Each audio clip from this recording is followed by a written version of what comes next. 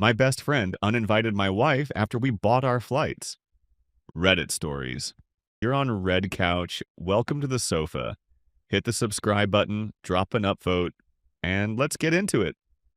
Imagine spending an entire year preparing for your childhood best friend's destination wedding. You request time off work. You buy plane tickets. Your wife buys clothes for the trip. You arrange your life around a full week away.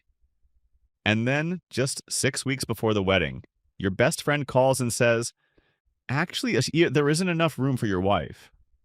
She did nothing wrong. There was no argument. They simply ran out of space. So, would you attend alone?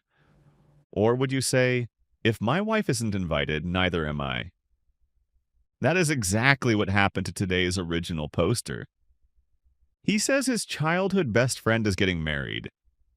They have known each other for around 30 years, and the friend has been with his fiancée for about 7.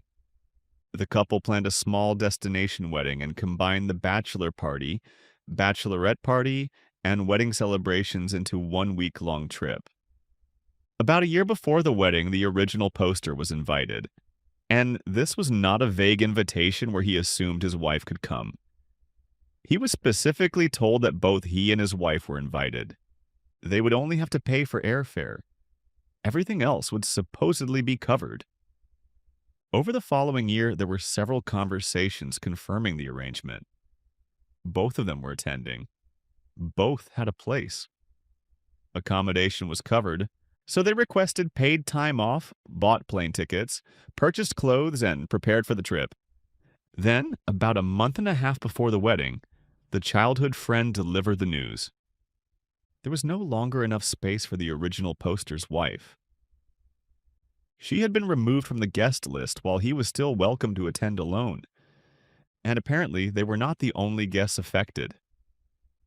Some people who had been promised free accommodation were suddenly told to pay for somewhere else. Other guests had their invitations revoked completely. The explanation? The wedding was over capacity. The original poster was shocked, and his response was immediate. If his wife could not attend, he would not attend either. He never demanded that she be added back. He simply declined the new version of the invitation. But he wanted an honest explanation. How do you plan a destination wedding for a year, repeatedly confirm the guest list, promise accommodation, and only discover the venue's capacity after people have booked flights? His friend would not answer directly. Instead, he kept saying that it was their wedding, and the situation was not about the guests. Technically, yes, it is their wedding.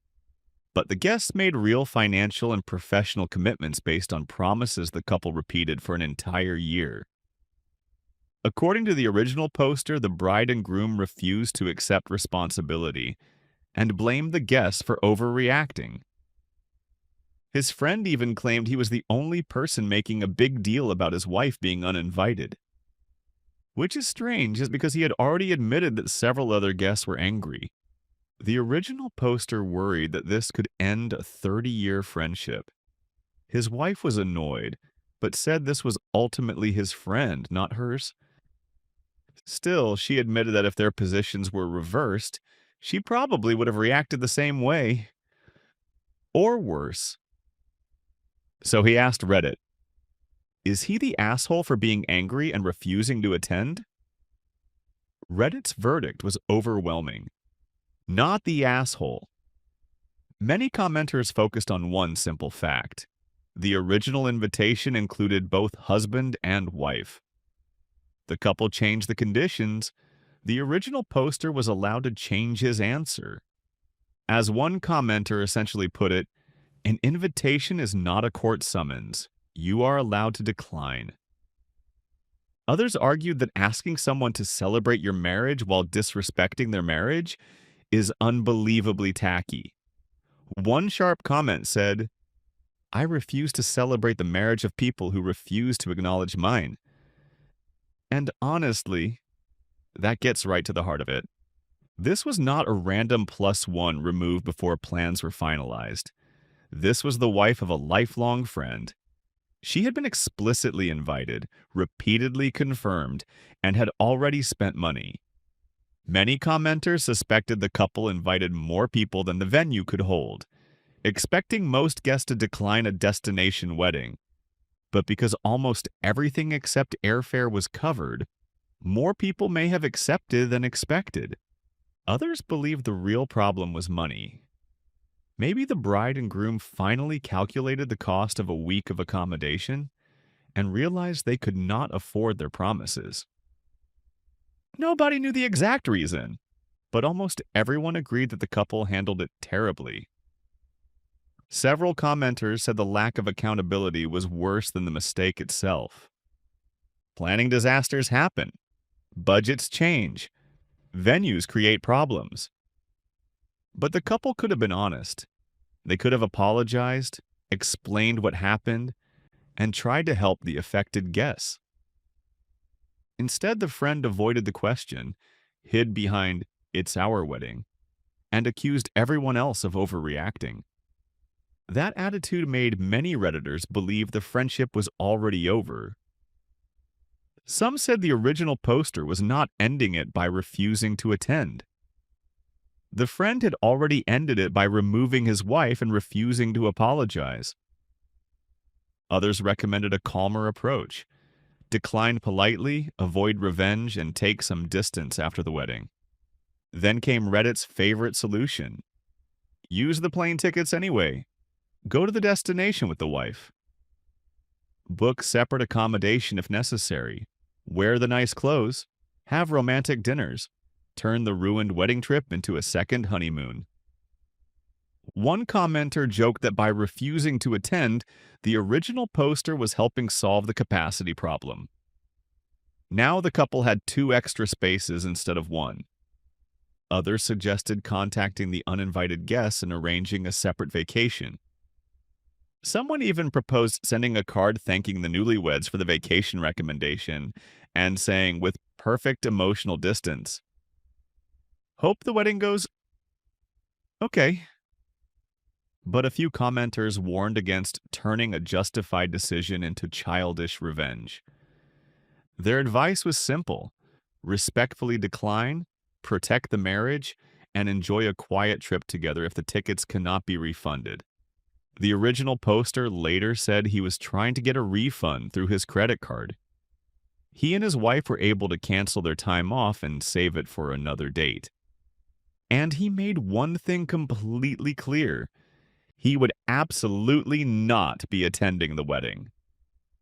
There were a few skeptical voices.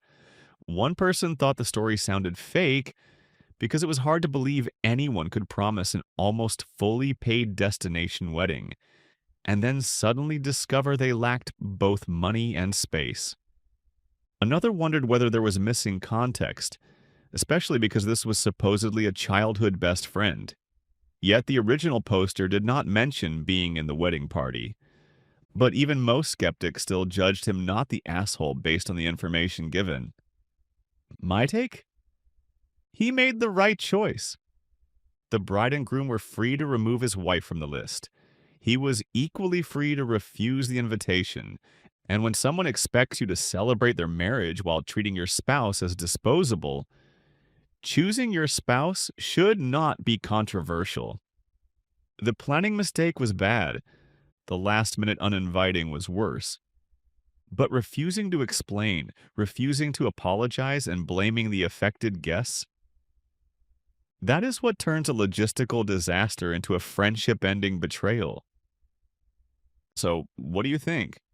Should he have attended alone for a friend of 30 years? Should he use the tickets and take his wife on vacation? Or did the bride and groom destroy the friendship the moment they removed her from the guest list? Drop your verdict in the comments. NTA, YTA, everyone sucks, or no assholes here. And remember, there's always room for your spouse on the sofa. And that's where this story ends. But now it's your turn. Share your thoughts in the comments below. I read as many of them as I can, and I'm always curious to see what you think. If you enjoyed this story, don't forget to like the video and subscribe for more real Reddit stories. Thank you so much for watching. Until the next story, take care.